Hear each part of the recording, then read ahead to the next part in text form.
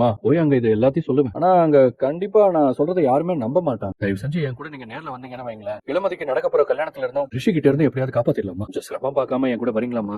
தாராளமா வரேன் சார். அதுக்காக தானே எங்க அம்மாவே நான் தைரியமா அனுப்பி வச்சேன். இப்ப நான் வந்தாதான் இளமதி மேடமோட வாழ்க்கையை காப்பாத்த முடியும்னா நிச்சயமா நான் வரேன் சார். அந்த ரிஷியோட முகத்திரிய எல்லார் முன்னாடியும் கேட்கிறேன் சார். சார் அம்மாவை ரெஸ்ட் ரூம் கூட்டிட்டு போயிட்டு வந்துட்டேன் சார்.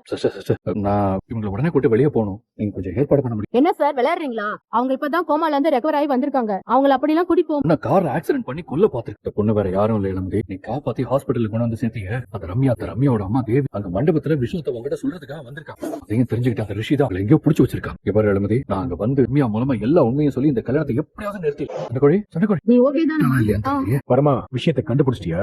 நீ வா, நேர்ல வந்து இந்த உண்மையை சொன்னா கல்யாணம் நின்னுடுப்பா. அவங்க என் உயிரையே காப்பாத்திருக்காங்க. அவங்களுக்கு செய்ய வேண்டியது என்னோட கடமை சார். அதோட ரிஷி மாதிரி ஒரு அயோக்கியனால அவங்க வாழ்க்கை பறி போயிடக்கூடாது சார். அந்த ரிஷிக்கு தண்டனை வாங்கி கொடுத்தே தீரணும் சார். ரொம்ப சந்தோஷமா. இது அப்படியே மண்டபத்துல வந்து சொல்லிடுறேன். கண்டிப்பா சொல்றேன் சார். நீயோட உனக்கு ஒரு முடிவு கட்டுறேன். போலாமாமா? அண்ணா வாங்க.